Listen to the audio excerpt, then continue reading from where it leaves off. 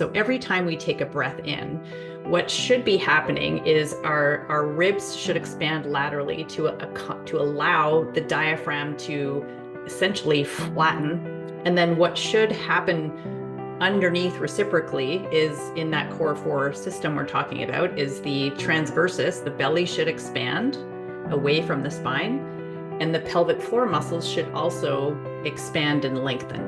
And that allows for oxygen to come into the body. It allows for some movement and massage of the internal organs, which people don't think movement of the organs is a good thing, but they are all moving and we do need that to happen. And that should be happening all day long without us thinking about it. Why is it that we're so uncomfortable talking about pelvic floor health, anything related to the genitourinary system? Is it a systemic wide issue? Why is there so much shame and secrecy around this? Yeah, we can point to a lot of things. I do think it's a systemic thing for sure. I think we've just in our generation, we witnessed our parents, where our mothers, let's say in particular, who we don't talk about these things, that everything's very private. It's, we knew nothing when nothing was shared with us at all. And we now we haven't necessarily grown up with social media, but it's been part of our life for a long time. And a lot of messages, a lot of information is now being shared that is causing us to say, well, hold on a second, why didn't anybody tell me about that? And then we look to our mothers, why didn't they? And that was their generation. We're now a generation that is not putting up with it. I think there's also the millennial group of people who they have really been a force of not putting up with anything and really getting messages out there. So we're kind of in this in-between zone where we're starting to become comfortable talking about it, but we just grew up with, we had to hush the word vagina. We had to, and I'm all for giving some funny names to it, but we also have to step boldly into anatomy and call things what they are. But that's just not how we were raised. It's not typically what we like. It's also perpetuated with messages we see in the media. The ones that make me cringe are the incontinence pads and underwear that tell us that it's just part of being a woman. So that is just another way to silence us and say, well, I guess that's just what happens. And if we were to ask, I hear from people every single day. Still, I've been doing this for 20 plus years. Every single day, I still hear from women who say, my doctor said, what do you expect as you age? What do you expect after you've had 3 children? And they're constantly dismissed. Then they're seeing the ads. They've never heard it from their parents. And so they're stuck in this place of acceptance of something that is so treatable and something that it's a part of the body that really deserves a whole heck of a lot more attention than it gets.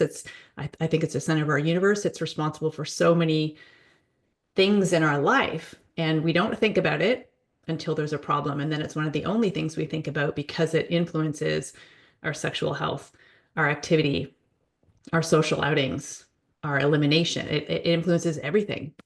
Yeah, it's so interesting. So I was raised in a family of a lot of medical professionals. So my grandmothers were all about using appropriate anatomical terminology. And I remember I was not allowed to call my vagina or my vulva by anything other than the appropriate terminology. But what's interesting is the anatomy piece was discussed, but nothing else. I think that I was probably 12 years old, and I think it was the summer that both my parents were divorced. They both had conversations around, periods and things like that. And that was probably a little bit more progressive. But beyond that, my mother never discussed with me what it was like going into menopause. In fact, I think there was so much shame and secrecy in that generation, even talking about their age or talking about their end of their fertility or any of these things. And so I agree with you that we are neatly sandwiched. We truly are the sandwich generation right Yeah.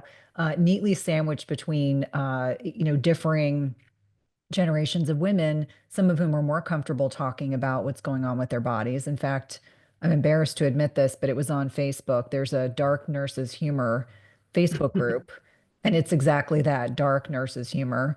And it's mostly nurses that are in there, but I'm in there because sometimes there's really funny memes. But they had brought in someone on TikTok who was explaining to women how to wash their vaginas. And the nurses underneath it, many of whom were male, were saying, I think we have a generation where like the whole discussion around personal hygiene has been missed. And they were Yeah. saying, because we are the healthcare professionals and we see this. And so it was just fascinating to me. Like social media in many ways can be helpful. And I think for some women, maybe they're not aware that there's a way to go about washing your genitals. But having said that, I thought it was fascinating. Like this might be one of those bridges of this is probably helpful information for people who need it, who maybe their mother or their sister or their friends are not talking to them about some of these hygiene pieces. Having said that, one of the reasons why I wanted to bring you on the podcast was you do such a beautiful job of making information accessible for women and doing it in a way that is sometimes funny, but funny, not we're not laughing at women, we're laughing at the experience that we're going through. And I'm chuckling with some of the things you have behind you, which people that are watching this episode on YouTube will be able to see up close and personal. Let's talk about the pelvic floor. I think most of us don't even think about our pelvic floor. We think about a kegel because we were told we're supposed to be doing kegels. I've come to find out most people are doing them wrong. And for those of us that have had pregnancies and have had childbirth, irrespective of whether or not you've had a C-section or a vaginal delivery, you very likely have some degree, even if it's minor, some degree of pelvic floor dysfunction. But what I find is most patients, A, are unaware of this, B, it doesn't get diagnosed until it's significantly worsened, and C, the beauty of it is a lot of what's going on with the pelvic floor can be fixed without surgical intervention. And there's certainly a place for that. Let me be clear. But for me, the more I humbly understand about the pelvic floor, the more I'm just so appreciative and grateful for this synergy of muscles and nerves and tendons and blood vessels and ligaments that literally support our body. Yeah. Yeah. And that was, I grew up similar to you. My mom was a nurse, and she was very open with proper anatomical terminology with my brother and I. And at the time, it's cringy, right, when you're learning this with your brother. But I'm grateful for that experience. And she didn't necessarily openly share what she was going through, but if I ever asked questions, she would share. And her initial stories were about, she always used to run. And when I asked her why she stopped running, it was because she was having bladder leaks. And she had complained of back pain, and she complained of a tummy that wouldn't flatten no matter what she did from exercise. And her response was, oh, it's because of your brother and you.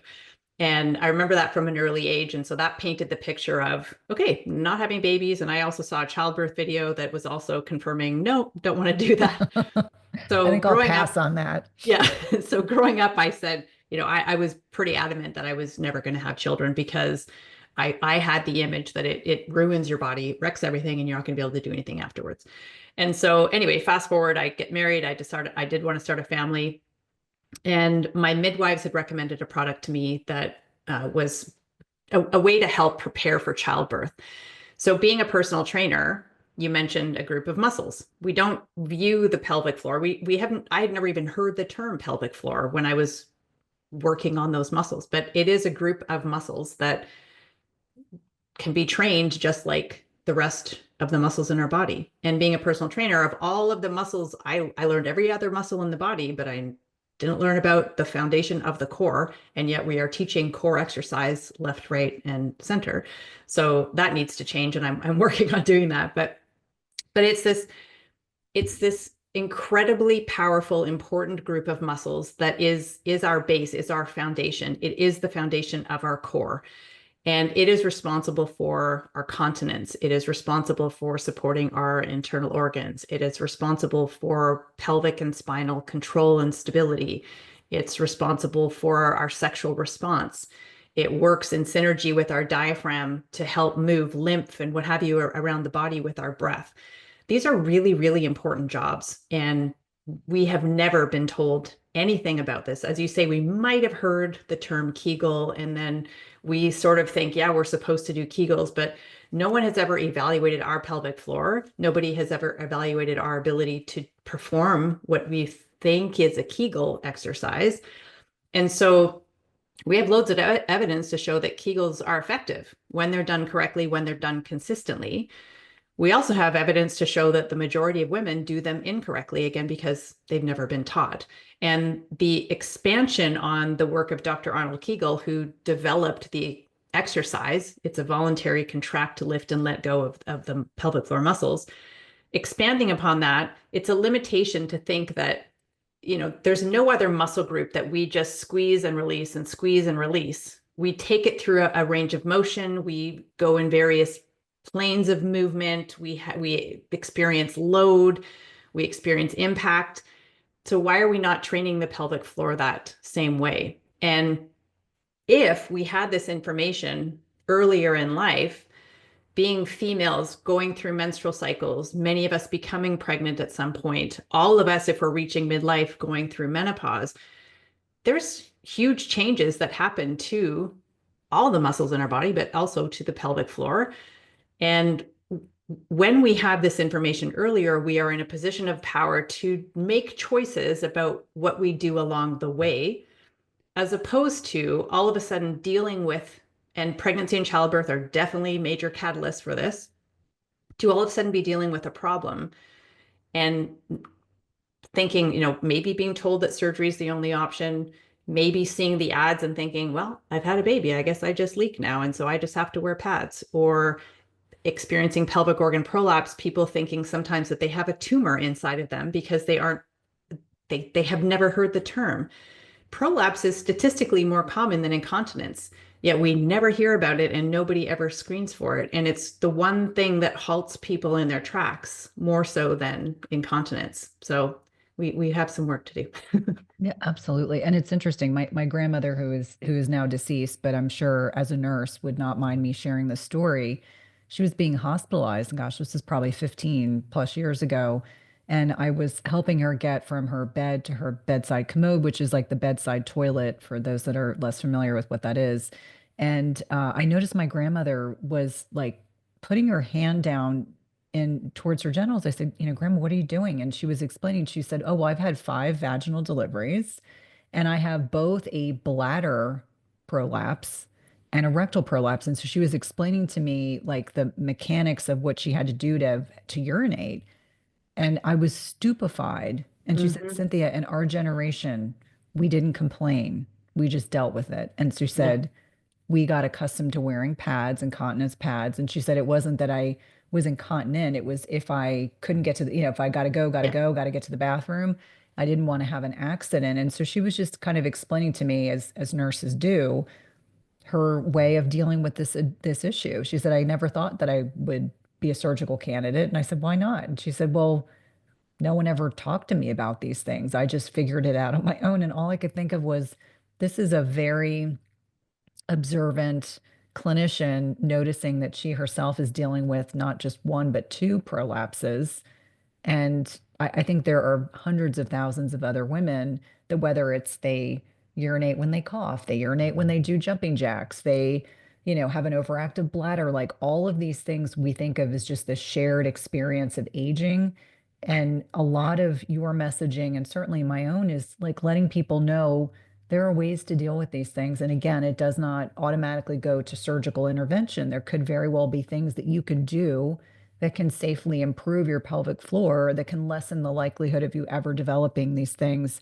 And so I think when I'm thinking about the anatomy of the pelvic floor, I think a lot of people don't understand that our diaphragm and how we breathe, or how well we don't breathe. I think a lot of people breathe very shallowly. How does the diaphragm impact the health of our pelvic floor? And do you find that most women that you're working with are shocked to understand that this is actually the roof of the pelvic floor? I think they think, oh, my lungs and everything else, it's kind of nicely tucked away. There's no interrelationship between the diaphragm muscle and our core. Mm-hmm. Mm-hmm. Yeah, I use a term called the core four, which highlights the top of our canister being the diaphragm, the bottom of the canister being the pelvic floor, and the sides, front and back. Front would be the transversus abdominis, which is our, people call it the corset muscle. It's our deepest layer of abdominals, and then the multifidus along the spine. And so these four players, this unit, works synergistically for all of those jobs that I had listed earlier.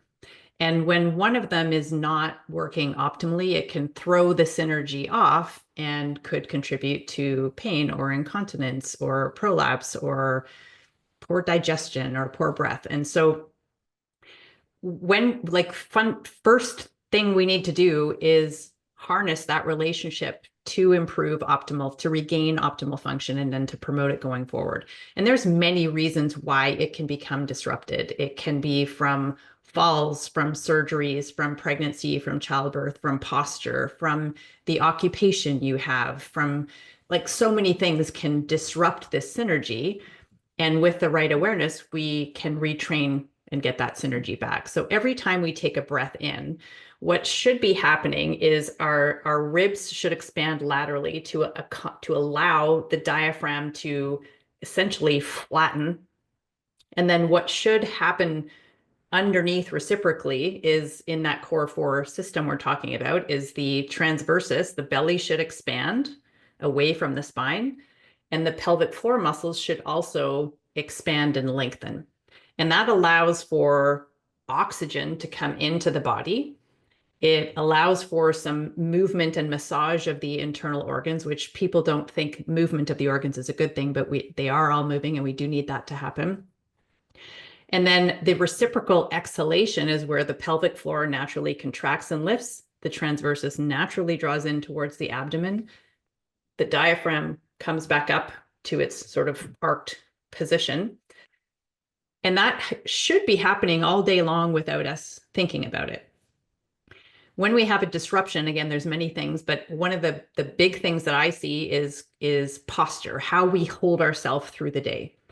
And we as a society now, we spend a lot of time sitting, and often we're sitting in more of a posteriorly tilted pelvis. So if you happen to be sitting right now, if you pull the flesh of your butt cheeks away, you should feel some bony points in your butt. Those are sits bones. We should be sitting on those. And then the third kind of point of our tripod would be our vulva, would be on the surface of the chair. But many of us would be sitting, we might still feel our sit bones, but our vulva would be lifted and we'd be more on our tailbone. That in and of itself can really disrupt that synergy, because when the pelvic floor is in that tucked position, it'll adapt to a shorter, tighter position. So that lengthening that we need doesn't happen. The abdomen also will be more, we become quite grippy in our side abdominal muscles and our obliques. We can't get that nice descent of the diaphragm when we are in that collapsed state. So we end up starting to breathe. I see you shifting into your posture better. we end up breathing more shallowly. Our digestion becomes impaired. We may start to deal with constipation, and that tightness in the pelvic floor. People interpret tight is good, tight is strong. I want a tight vagina. The pelvic floor muscles, any tight muscle is not a strong muscle. A tight muscle has poor blood flow, poor circulation. It can't respond at the right time with the right amount of force. It can't develop as much power.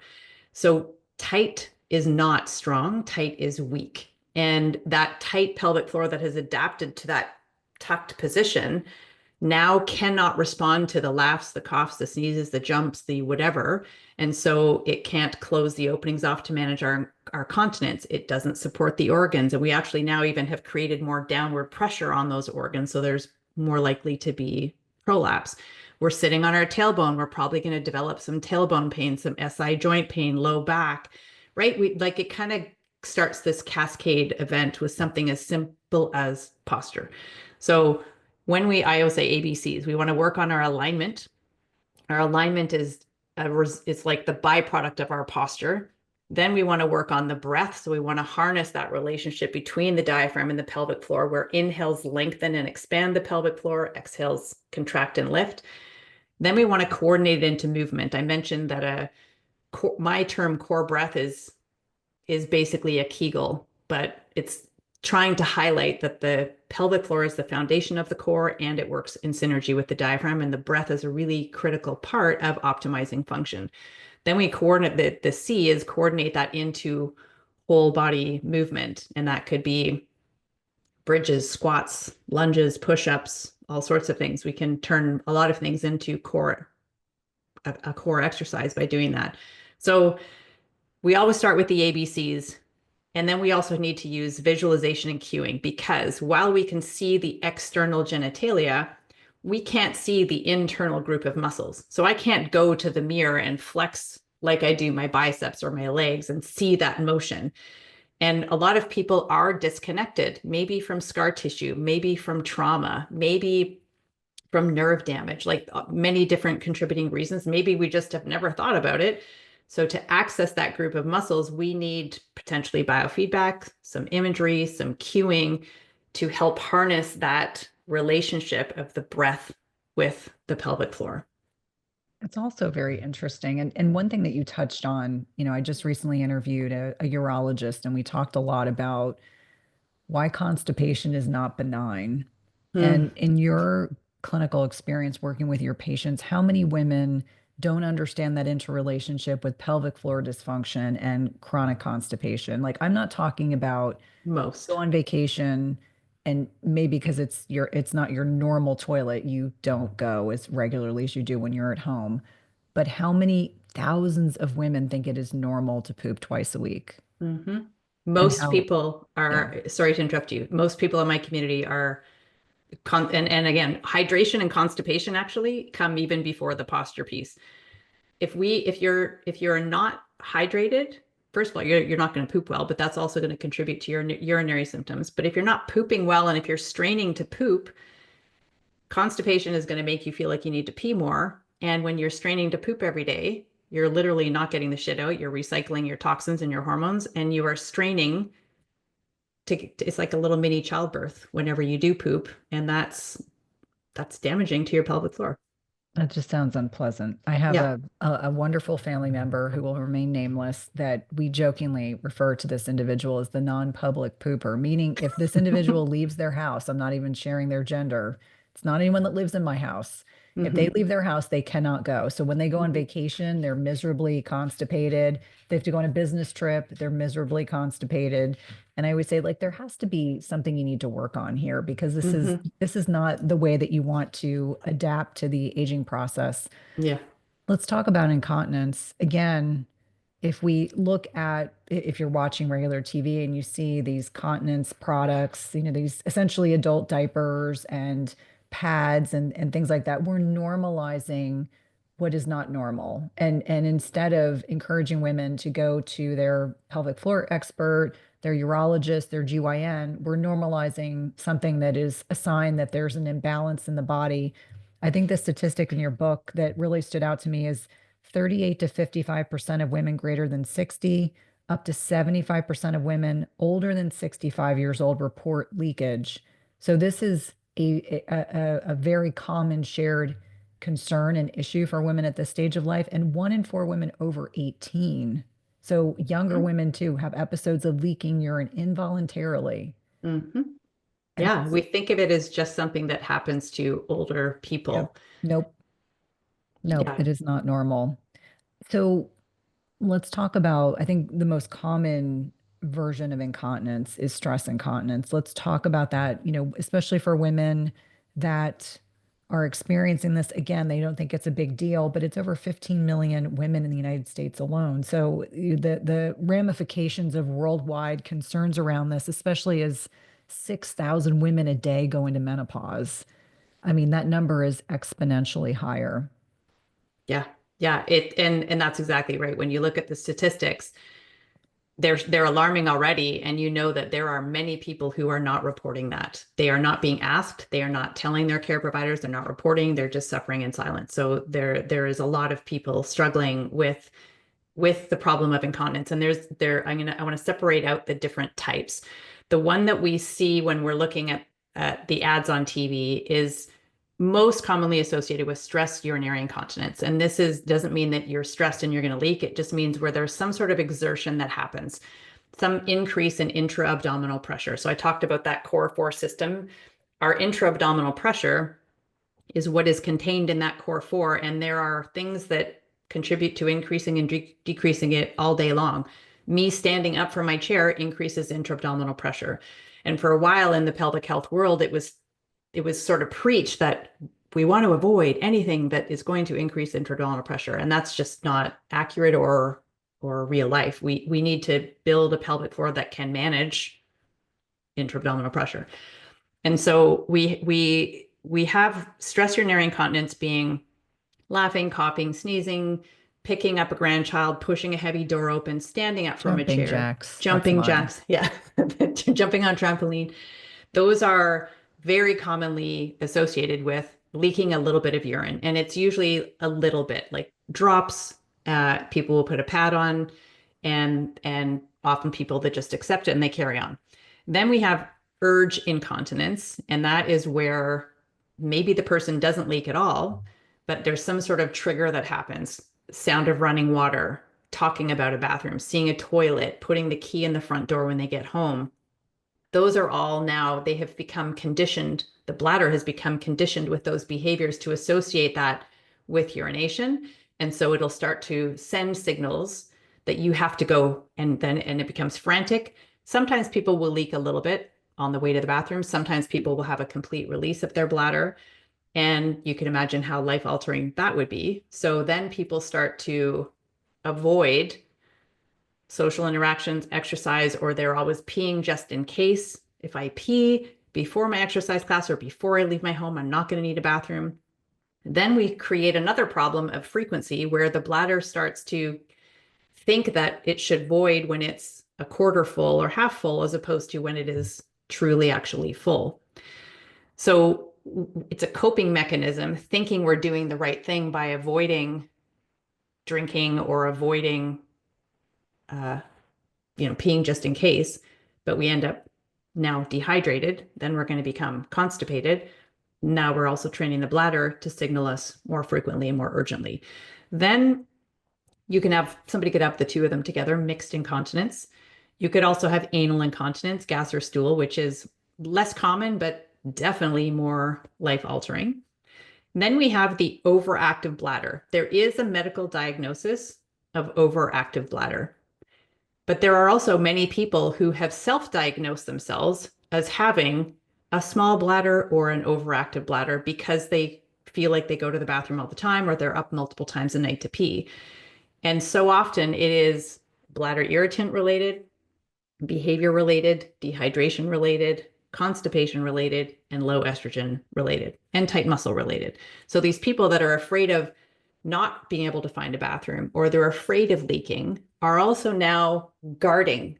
The muscles are responding to this fear and anxiety, and maybe already have been in a short, tight state, and now they're even in a more short, tight state. So definitely not able to now respond to, again, the forces that we deal with all throughout our day. And so we just now are, we somehow think that maybe it'll get better one day. Maybe it'll get better post-menopause. Maybe it'll get it better here, without knowing this is so treatable, so preventable, really. I also want to highlight that it is one of the number one reasons for admittance to nursing home facilities. It is the aspect of care that other family members aren't prepared or willing to manage, is somebody's continence. And that at that point is when the person would be going into a nursing home. That is established in the research as well. A lot of people are like, "Are you sure about that?" Yeah, I'm sure about that. Yeah, it's interesting. We just had Dr. Rina Malik on, and I was Mhm. asking her, like, how do we define overactive bladder? Because I think some people just have anxiety thinking they have an overactive bladder. It's more than 8 episodes of urination in 24 hours. So that's number one. Number two, I can't tell you how many women, as I'm doing an intake on forms, and they're telling me it's the term is called nocturia, but it's if you get up at night to pee. I'm not talking about once a week or twice a week. I'm talking about habitually 2 to 3 times a night. It's not common for men. It is not benign if men and women also get up at night to urinate. For men, more often than not, it's related to hydration, bladder irritants, an enlarged prostate. For women, 99.9% of the time, it is related to low estrogen in the genitourinary the genitourinary system. And it translates as, you just have more activity in the bladder. that loss of estrogen is profound, not just the urethra, but the bladder. It can be very irritating. I find for a lot of women, vaginal estrogen, yes, vaginal estrogen can fix this. And it's interesting. If you look at the research, yes, you see a lot of patients that are being admitted into nursing homes or assisted living facilities because they are no longer continent. A lot of it is the twofold issue is that generation of women in many instances, because of the Women's Health Initiative, are not on vaginal estrogen. None of my mother's generation, my family members are. And I keep reminding them, you can start vaginal estrogen with few contraindications, truly. You can start that in your 70s. You can start it in even older women, but it reduces the risk of developing urinary tract infections. And what we get most concerned about, more often than not, a change in mental status.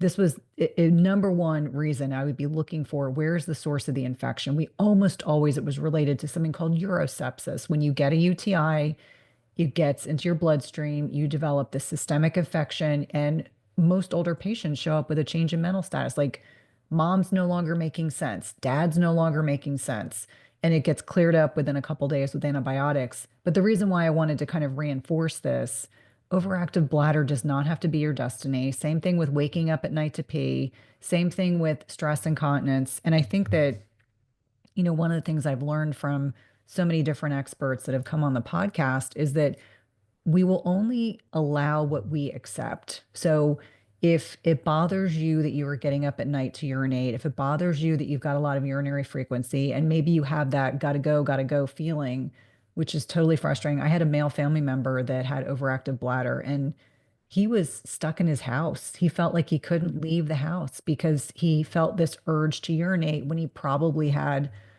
50 or 100 cc's of urine in his bladder, which is not a lot of urine. And it was because over time his bladder just got conditioned to believe it's time to empty as opposed to 400 to 700 mLs, which is, where most people are feeling that sensation of needing to avoid. Talk to me. You mentioned fecal incontinence, and I know this is not a sexy topic, but it's important. I have several friends who had vaginal deliveries, what I would consider to be, using their terminology and from friends of mine who were GYNs, traumatic deliveries, that they had significant tears into their rectum, like third or fourth degree tears. How many patients and clients have you worked with over the years that, I mean, I would think if people are ashamed to talk about urinary incontinence, fecal incontinence is even like at another level. How many women come to you and this is what they're experiencing, but they're so ashamed and so uncomfortable, and that's why these conversations are so important. Let's talk a little bit about what this might look like for them. Mm-hmm. I often get asked by people, do you have any exercises or will this help for anal incontinence or fecal incontinence? And the principles ultimately remain the same. There might be some different cueing or maybe a couple of different tweaks to some movement we may do, but the principles remain the same from a lifestyle, from an exercise, from a posture, breath, estrogen, all of that type of thing. A big contributor to anal incontinence is, as you mentioned, pregnancy, childbirth in particular. In a vaginal childbirth where there has been a third or fourth degree tear. And there's something called, the acronym is OASIS, obstetric anal sphincter injuries. And as it stands now, in many parts of Europe, there is automatic prescriptions to pelvic floor physical therapy for everybody who has given birth. And really, this should be adopted worldwide. But at the very, very least, it should be anybody who has had a third or fourth degree tear should automatically be referred on to get help, because that greatly increases the risk of anal incontinence. And right now, most of the people who come to me are in that population of women who have been suffering for years and have been dismissed, have been isolated, and they somehow randomly find me and they come in and they're feeling now hopeful for the first time in a long time that maybe something, excuse me, maybe something could help them. So and many of them have probably also been dealing with constipation, which is another contributor. And so we still start at the same place. We still go through the same diet, lifestyle, exercise, all of the things. and then we might tweak a little bit in terms of cueing or imaging. But really, at the end of the day, there is also help, and there's biofeedback devices and also electrical stimulation that can be helpful for both urinary and anal incontinence as well. That I never jump right to a device. I always recommend pelvic floor physical therapist as therapy as your first line of defense. That should be your first stop. Not everybody has access to that, so in that case, something like my program or something like the e-stim devices that are available could potentially be helpful. But you really want to work or create a team of people, and I emphasize the word team. I don't think that we benefit from just having one opinion or one person. So kind of having this diverse group of individuals who can offer their guidance so that we truly can make an informed decision about what option, like knowing all the options and then deciding which one is the best for us to pursue. Well, and I like that emphasis on team because there's no one provider who knows everything. And I think that patients and clients get the best care when you have a collaborative Yeah. perspective where everyone's kind of lending their input on specific, because let's be clear, for every woman that goes through perimenopause and menopause, your experience is as unique as you are, and what works for these five patients may not work for these five patients. And so really working together with other healthcare professionals to kind of tailor your own treatment plan. Now, I think also kind of things that I commonly see, pelvic organ prolapse, and we kind of touched on that at the beginning. What I found interesting is, as I was reading your book, 50% of women older than 50 will experience vaginal prolapse. Now, I thought to myself, I had two C-sections because I had two breech kids. I didn't have one of those. I labored for 24 hours and then I ended up with a C-section. My kids were breech and they just weren't turning. How many women are you seeing with a combination of vaginal, uterine, rectal prolapse? Like, are they seeing, more than one? I would imagine it has a lot to do with the risk factors that, if someone's at a healthy weight, if they're not chronically constipated, did they have 15 children or 10 kids? I mean, sometimes when I look at these amazing women that have got, seven, eight, nine, 10 kids, I think, I wonder if their uterus is still, still inside, or is it completely prolapsed into their vagina? But just curious, like your experience with some of these prolapsing organs and how much can be done. Obviously, I know we're speaking kind of high level. We're not speaking as a specific patient. How many of them can do quite a bit on with pelvic floor therapy before they get to a point if something's particularly bothersome where they need to be looking at surgeries? Mm-hmm. Yeah, pelvic organ prolapse is very, very common. And again, it's not screened for, not talked about. And early stage prolapse can often be very asymptomatic. We don't have any sensations. There are some people who have early stage prolapse who have a ton of symptoms, and there are some people who have a very advanced prolapse who have no symptoms. So symptoms don't necessarily indicate severity, or the we could kind of nuance the type of symptoms as to what type of prolapse you may have. But generally speaking, it can be asymptomatic at an early stage, which is another reason why I always recommend everybody see a pelvic floor physical therapist once a year. Just like we see the dentist, go see your pelvic floor physical therapist, even if you have no symptoms, and get a checkup. Because when we catch it early, we are in a position of power to potentially improve, definitely prevent it from getting worse, maybe even reverse it. With regards to kind of, I would say, I don't know if it's people, like I get asked a lot about rectocele. So that's where the rectum bulges in the back wall of the vagina. Statistically, it's not the most common, but I get asked about it more so than the others. But I think it's because I had a rectocele and I talk about it a lot. So I think people just naturally have been following, and many people are dealing with it. So maybe that's the bias that happens in my community. But um, there's like bladder and uterine are probably the most, when you look statistically, the most common. Hysterectomy is a contributor to something called vaginal vault prolapse, where the walls of the vagina, so that would be a vaginal, like when people say vaginal prolapse, sometimes they mean a bladder, sometimes they mean a uterus or the rectocele, but oftentimes the terminology they hear is vaginal prolapse. But there's something that the vaginal vault can happen after a hysterectomy, and hysterectomy increases the risk of other types of prolapse, and nobody is told that. So there's a lot of people who get a hysterectomy because of prolapse, and that then increases the risk even more. If the reason they had the hysterectomy was because of uterine prolapse, the risk of other types of prolapse is now even greater than the already increased risk. So super common, symptoms don't matter, but when you catch it early, especially with bladder and uterine prolapse, you are in a position to, as I said, definitely prevent it from getting worse, maybe improve it and reverse it. Not everybody is going to reverse because it can be dependent on the ligaments, the fascia, and sometimes all the exercise in the world is not going to repair that, and that will be a surgical need. And there's no shame in that. But even if that is the case, pelvic floor physical therapy, pelvic floor exercise, all of the lifestyle things are, I argue, even more essential and become your prehab. You've got to get your pelvic floor in the best state possible to your training for your surgery. You're then going to rehab after that surgery, as we should be after we've given birth. And then we are going to progressively load back to probably over 4 to 6 months back to where we were. Unfortunately, right now with surgery, it's offered right away. So if people finally, it's usually about 6.5 to 7 years after suffering, they're finally asking for help. They get sent to a specialist. They're offered surgery, and that's the training that the specialist has. I don't want to take away from that, and we need it, and it sometimes is going to be the best option.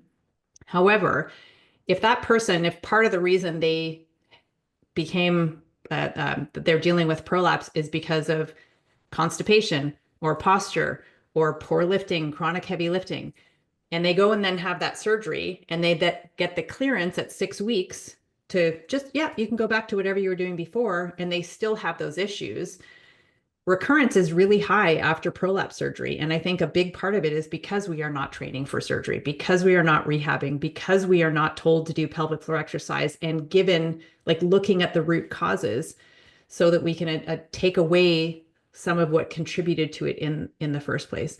With rectoceles, those are really, really tricky. They don't respond as well to the classic other exercise methods that can help with bladder and uterine prolapse. So rectoceles, I lived with one for 9 years. I don't know anybody who has reversed a rectocele, or I've had a few people in my program who've improved symptoms. I was able at certain points able to do that. And then once I was approaching my menopause with the low estrogen state, all of that was changing for me as well. So my advice on surgery is there's many conservative options to try first. Pelvic floor physical therapy is your first line of defense. Posture, breathing, avoid constipation, stay hydrated. Pessaries, they're like orthotics. So if you think of an orthotic for your shoes, this is like an orthotic for your pelvic floor. And there's really cool advances in the world of pessaries as well, but they can be life-changing, and they could be a reason why you may not need surgery. Maybe you still choose surgery, and that's okay. But I want you to understand the root causes, make the lifestyle changes, do the exercise first. If you are then still suffering, if it's interfering with the quality of your life, surgery is a really great option, and you will be in a better position because of the work that you have done to have a more favorable outcome. And after surgery, many people are told, well, I fixed the problem. You don't need to do pelvic floor exercise anymore. I argue you need to do it even more because you've now had a change to the landscape. You now have scar tissue, and scar tissue is one of the things that can interfere with muscle function. So we need to have a therapist help us keep that supple and moving. And we need to keep training that group of muscles as we do all the other muscles in our body. Now, you alluded to the fact that you did have a rectocele. Did you ultimately require surgical intervention once you got closer to the menopause transition? Yeah, it was a choice that I made. I wouldn't say I required it. I could have carried on managing, but I was just tired of managing. I was tired of always thinking about poop and always worried if I had to eat a very specific way, and I didn't ever commit to anything later in the day, because if I was going to have a second bowel movement and it wasn't successful, then I would feel like crap.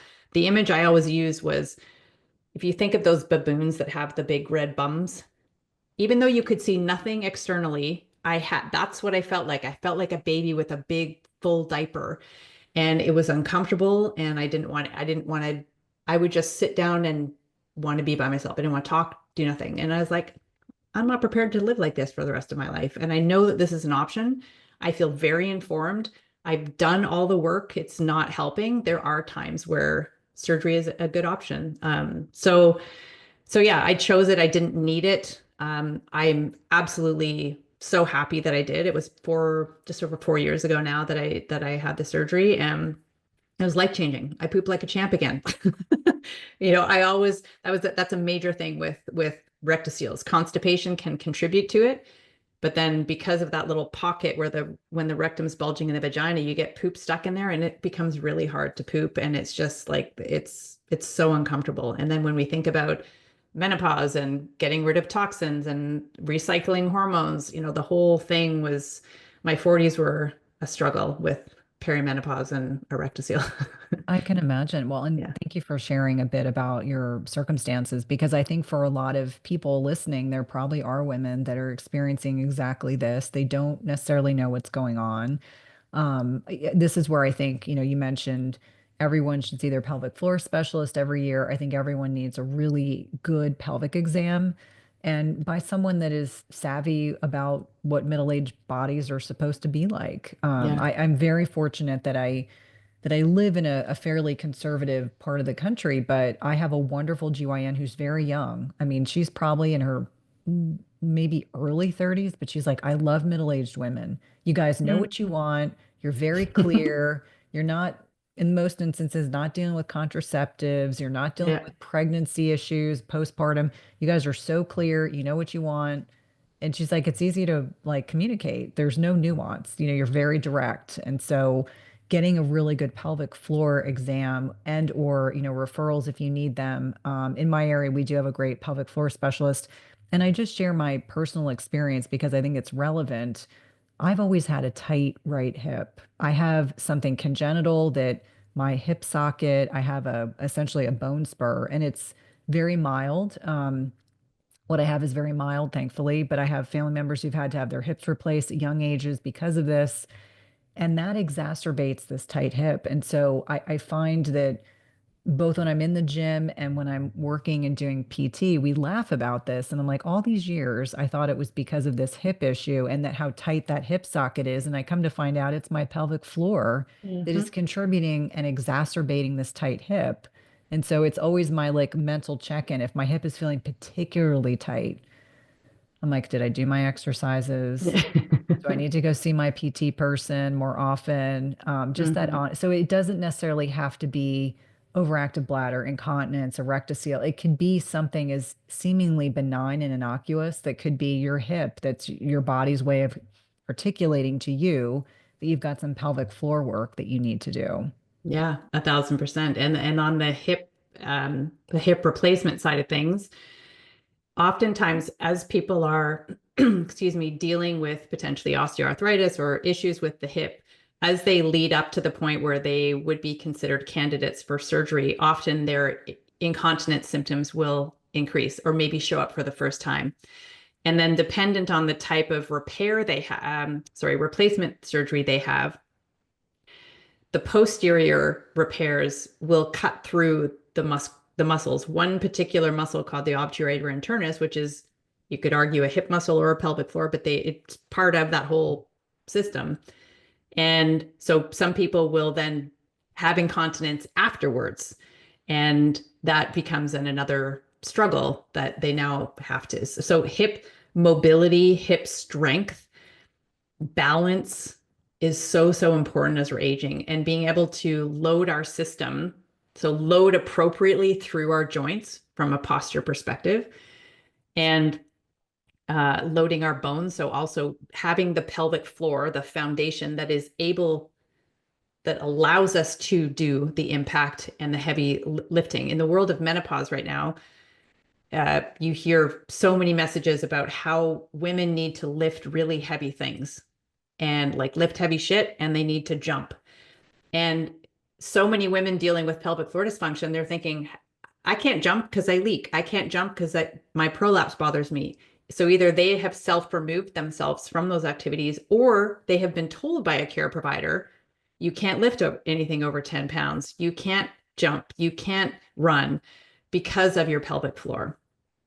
One study looked at it was 46% of women avoid physical activity because of their pelvic floor dysfunction. And that is, when we think about the stats from a heart disease perspective and cognitive decline and osteoporosis, especially post-menopause, we're now like, there's a whole group of women reaching that phase at even greater risk, right? So we have to do all we can to maintain our hips, to maintain our balance, to maintain our bones. But first we have to get that pelvic floor optimized so that we can do all those things and do them well. Yeah, I think it goes without saying that loss of muscle begets frailty, frailty begets falls. Yeah. And I think we talk a lot around these subjects, even the ones you just mentioned, frequently on the podcast. But I tell everyone, unless you've worked in healthcare or in a field where you are working with older patients or older individuals, you go from being able-bodied and being able to have good proprioception, you know where your body is in time and space, and you've got good flexibility, to suddenly losing muscle. You become frail, you lose stability, you lose flexibility. It just gets worse, and many people just stop moving, and that just exacerbates all of this. So remaining active, however that looks for us throughout our lifetime, is so important. Now, when we talk about contributing reasons for pelvic floor dysfunction, there are some that you mentioned in the book that I hadn't even thought about. I'll be completely transparent. Footwear, ankle positioning. How many of us have, foots that kind of roll out? They don't Mhm. roll in, they're not stable. Let's talk a little bit about how ankle positioning can play a role. This is fascinating to me. Ankle positioning can play a role in pelvic floor dysfunction. I think this is one that a lot of people probably do not realize. And I had to be reminded of it because there's someone I follow on social media that talks all the time about this whole proprioception, being aware of where you are in time and space. But this Mhm. footwear ankle positioning piece is worth Mhm. mentioning. Mhm. Yeah, our feet are our connection to the ground, and that's how we ambulate, that's how we move around. And we have been cast into certain foot positions based on the footwear that we have chosen. That for a long time, I remember I was a runner for many, many years, and it was so exciting to get the new magazine that would tell you all the new updates that are coming out in the shoes and the cushioning and the this and the that and stability control. And at the time, I remember thinking, wow, this technology is amazing and it's going to help my foot so much. All it was doing was weakening my foot and preventing my foot from experiencing different terrain, allowing it to navigate the earth, basically. And so it was like running or walking on marshmallows. You can't feel anything. And you think that's great that you have all this cushioning, but it weakens our foot. It literally is taking away the ability of the muscles. We have so many muscles, joints in that foot. And when we are in tight socks or shoes that have a narrow toe box, and when we have positive heel, and positive heel is what is influencing that ankle position. And even if it's a neutral running shoe, there's the heel is always higher than the forefoot. So that is going to then put more pressure on the front part of the foot. And it also, what it does is when that heel is higher, up the chain, the calf muscles, the hamstring muscles will adapt to that even very small elevation by shortening. And up the chain, the hamstrings attach up into the pelvis. So as they shorten because of this minute posture adjustment down below, that ultimately is pulling us into a posteriorly tilted pelvis, which we've already talked about as not being great for our pelvic floor.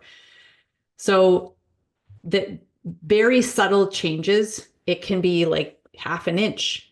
Anything greater than just completely flat is, you could argue, detrimental to our foot health and to our pelvic health. So a big thing that I preach a lot is for people to transition to minimal footwear. And I also will emphasize the word transition because it's not something that you just, Kim said to wear minimal shoes, I can go get a pair and then you wear those forever, start for 24 hours a day kind of thing. No, you need to like exercise, build up your tolerance to that, allow your body to adjust and to adapt to that new foot position.